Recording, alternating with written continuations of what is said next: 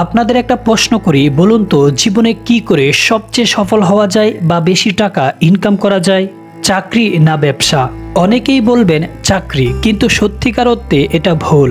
পৃথিবীর সব ধনী মানুষেরা এই ব্যবসা থেকেই এসেছেন। Elon Musk, Warren Buffett, Amazon কোম্পানির মালিক জেফ বেজোস, ফেসবুকের প্রতিষ্ঠাতা মার্ক জুকারবার্গ, এরা সবাই বিজনেস করেই পৃথিবীর সর্বোচ্চ ধনী ব্যক্তির কাতারে আসতে পেরেছেন।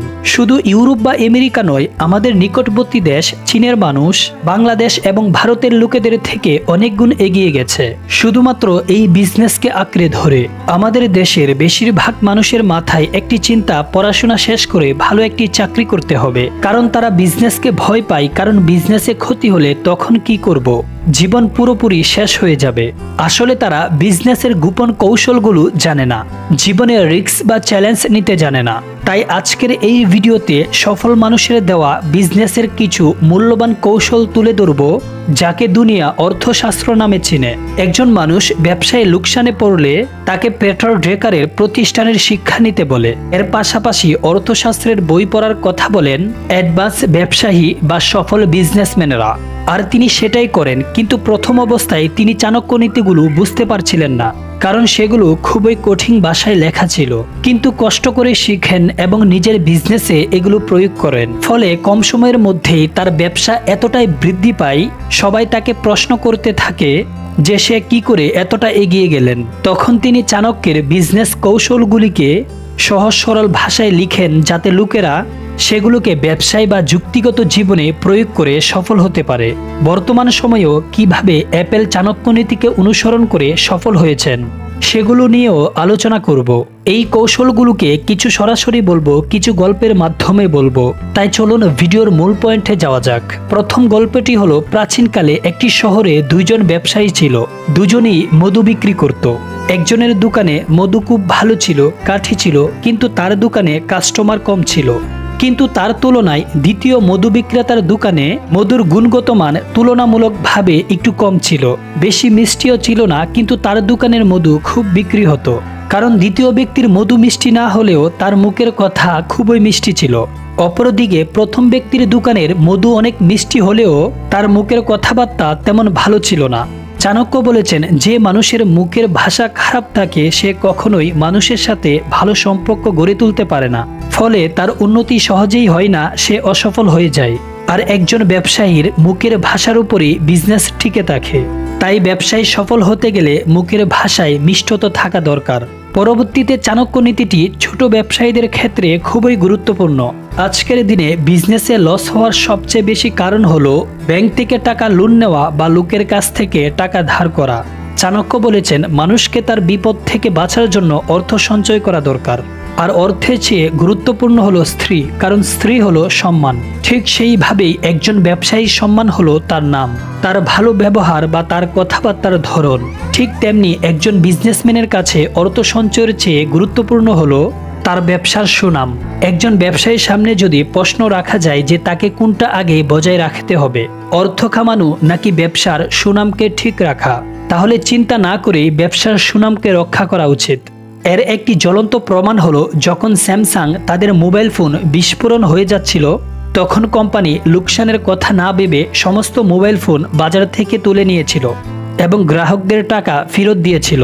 এখানে তারা তাদের কোম্পানির সুনামকে বজায় রেখেছিল, যদিও তাদের ক্ষতি হয়েছিল। আর তারপর আগের সুনাম ফিরিয়ে আনতে তারা আবার ভালো সার্ভিস দেওয়া শুরু করলো, আর সাথে সাথেই তাদের ভ্যালু আবার উপরের দিকে উঠতে থাকলো, যেটা আপনারা নিজের চোখেই দেখতে পারছেন। চাণক্য বলেছেন, একজন মানুষের জীবন তার সম্মানের চেয়ে বড়।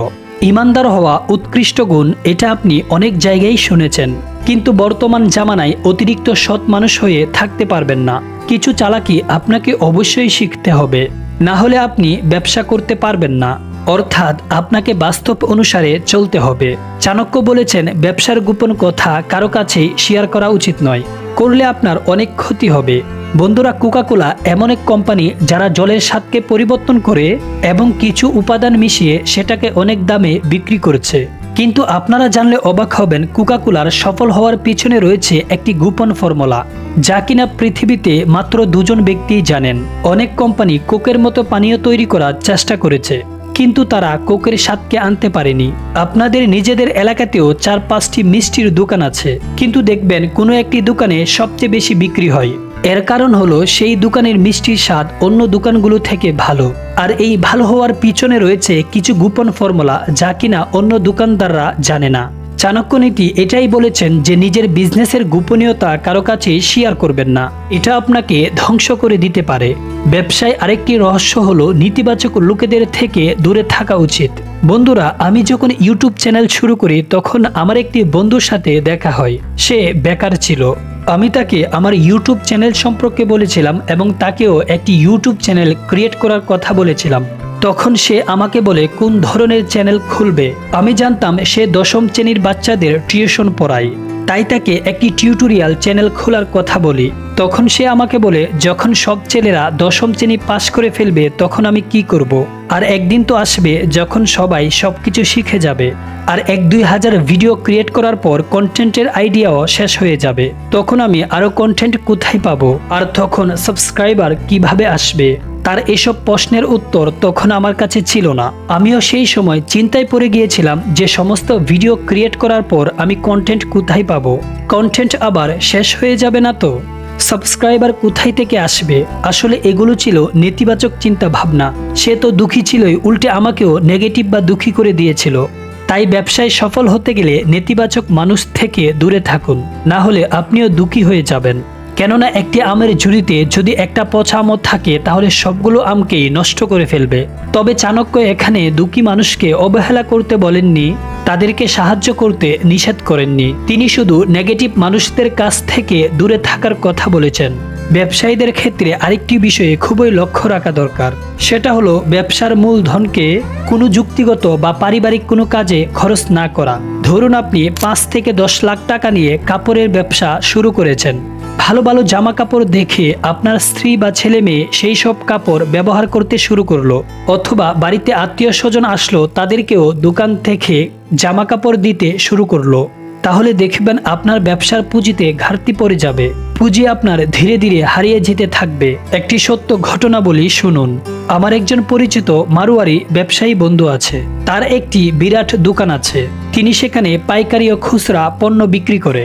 আমি একদিন সেই দোকানে গিয়েছিলাম, তখন দেখতে পেলাম আমার বন্ধুর স্ত্রী অর্থাৎ দোকানদারের স্ত্রী একটি জলের বোতল নিল এবং তাকে টাকা দিয়ে গেল। আমি তো এই ঘটনা দেখে পুরাই অবাক। নিজের স্বামীর দোকানে স্ত্রীর টাকা দিয়ে জিনিস কিনছে।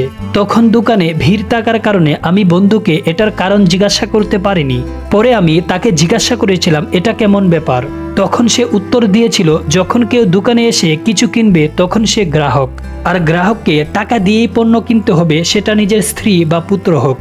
তাহলে বুঝতেই পারছেন মারোয়ারিরা কেন বিজনেসে সফল। তারপরের বিষয়টা হলো নলেজ, অর্থাৎ কোনো বিজনেস শুরু করার আগে সেই বিষয়ে ভালোভাবে নলেজ নেওয়া খুবই জরুরি। কারণ নলেজ না থাকলে বিজনেসে লোকসান তো হবেই, তার সাথে সাথে বিজনেস ছেড়ে দিতে হবে। চাণক্য বলেছেন, একজন জ্ঞানী মানুষ দুঃখী হয়ে যায় যদি সে খারাপ মানুষের সাথে থাকে বা নিজের দুষ্ট স্থির কথা শুনে। একজন ব্যবসায়ীকে নিজের থেকে বড় অথবা নিজের থেকে ছোট ব্যবসায়ীর সাথেও চুক্তিবদ্ধ করতে হয়।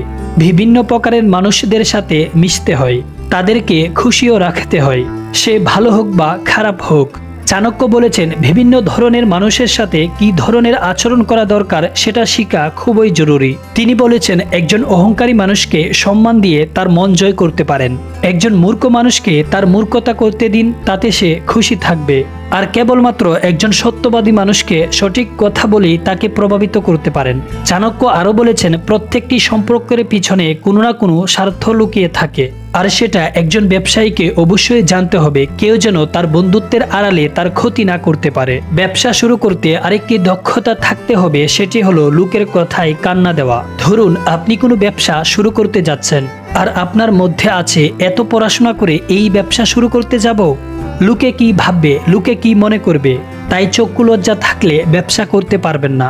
তাই কে কি ভাববে এটা না ভেবে নিজের কাজে মন দেওয়া দরকার। তবে কোনো খারাপ কাজ করতে যাওয়ায় চক্ষু লজ্জা থাকা দরকার। চাণক্য বলেছেন, যে মানুষের কাছে সবচেয়ে বেশি ক্ষমতা থাকে সে তাড়াতাড়ি সফলতা পায়। তাই বিজনেসকে সফল করার জন্য আপনাকে শক্তিশালী হওয়া প্রয়োজন। চাণক্য এখানে 4টি ক্ষমতার উপর জোর দিয়েছেন। প্রথমটি হলো বুদ্ধিগত ক্ষমতা। আজকের যুগ হলো তথ্য প্রযুক্তির যুগ। এই যুগে সেই এগিয়ে যাবে যার কিনা অন্য সবার থেকে তার নলেজ বেশি থাকবে, সঠিক নলেজ ও উইজডম থাকবে। দ্বিতীয় ক্ষমতাটি হলো মানুষের শক্তি। এখানে সেই সব মানুষ আসবে যারা আপনার সাথে কাজ করবে বা আপনার জন্য কাজ করবে, এমনকি তারা আপনার গ্রাহকও হতে পারে। এই মানুষগুলো যেমন শক্তিশালী হবে আপনি ঠিক তেমন শক্তিশালী বা সফলতা পাবেন। এখানে সেই সব শক্তিশালী মানুষ আসবে যারা আপনাকে জানে আর আপনি তাদেরকে খুব ভালোভাবে জানেন। তাদের সাথে আপনার সম্পর্ক মজবুত হলে আপনার শক্তিও বৃদ্ধি পাবে। তৃতীয় হলো অর্থনৈতিক ক্ষমতা। অনেকেই বলেন আমরা জনগণের জন্য কাজ করব, তাই টাকা তেমন গুরুত্বপূর্ণ নয়। কিন্তু সত্যটা হলো আপনার কোম্পানি বা বিজনেস যদি টাকা না বানাতে পারে তাহলে আপনার ইচ্ছা থাকা সত্ত্বেও আপনি কাউকে সাহায্য করতে পারবেন না, কারণ টাকাই মানুষকে ক্ষমতা দিয়ে থাকে। চতুর্থ ক্ষমতা হলো উৎসাহ ও নৈতিকতা। গবেষণায় জানা গেছে সেই মানুষের সফলতা পাওয়ার সুযোগ সবচেয়ে বেশি থাকে যার কিনা নৈতিকতা বা আত্মবিশ্বাসে ভরপুর থাকে এবং শৃঙ্খলাপরায়ণ হন। চাণক্য বলেছেন যদি কোনো মানুষ এই বিষয়টিতে বেশি ফোকাস করেন তাহলে আগের তিনটি বিষয়কে খুব সহজেই লাভ করতে পারবেন। এরপরে হয়েছে শাস্তি দেওয়া বা শক্তিশালী হওয়ার জন্য লাঠির ব্যবহার করা। কিন্তু এটাও সত্য, যদি একজন বিজনেসম্যান সবসময় রেগে থাকেন এবং কর্মচারীদের শাস্তি দেন তাহলে মানুষ তাকে ঘৃণা করবে। অন্যদিকে আপনি যদি তাদেরকে শাস্তি না দেন, তাদের বিষয়ে কঠোর না হন, তাহলে আপনাকে না কেউ মানবে, না কেউ ঠিক মতে কাজ করবে। তাই চাণক্য বলেছেন আপনাকে লাঠির সঠিক ব্যবহার জানতে হবে। না এতটা কঠোর হন যে মানুষ আপনার সাথে কথা বলতে ভয় পায়, না এতটা সহজ সরল হন যে মানুষ আপনার কথার কোনো মূল্য না দেয়। আরেকটি যোগ্যতা আপনার মধ্যে থাকা দরকার, সেটি হলো নিজেকে নিয়ন্ত্রণ। যদি আপনার নিজের উপর নিয়ন্ত্রণ করার ক্ষমতা না থাকে তাহলে আপনি কোনো কাজে সফলতা পাবেন না, সেটা বিজনেস হোক বা অন্য কিছু। রাগ মানুষকে ধ্বংস করে দিতে পারে, তাই রাখবেন না। খুব বেশি রাগ হলে এমন কাজ করুন যা রাগকে দ্রুত কমিয়ে দেয়, যেমন সৃষ্টিকর্তার নাম স্মরণ করতে পারেন। বিজনেসম্যানদের বেশি লোভ থাকা উচিত নয় যা তাদেরকে ক্ষতি করতে পারে, অনেকটা সোনার ডিম পাড়া হাঁসের গল্পের মতো। আবার বেশি গর্ব করাও উচিত নয়। বিজনেসম্যানকে সবসময় মধ্যম মানুষের মতো থাকা উচিত। ব্যবসায়িক খরচের হার অর্থাৎ বাড়তি খরচের উপর নিয়ন্ত্রণ করা দরকার। বিজনেসের পুঁজিকে যদি বাড়তি জিনিস কিনায় খরচ করেন তাহলে আপনি মূলধন হারিয়ে ফেলবেন। ভিডিওটি যদি একটুও ভালো লাগে তাহলে অবশ্যই লাইক করে কমেন্টে আপনার মতামত জানাবেন। দেখা হচ্ছে নেক্সট ভিডিওতে। Thanks for watching.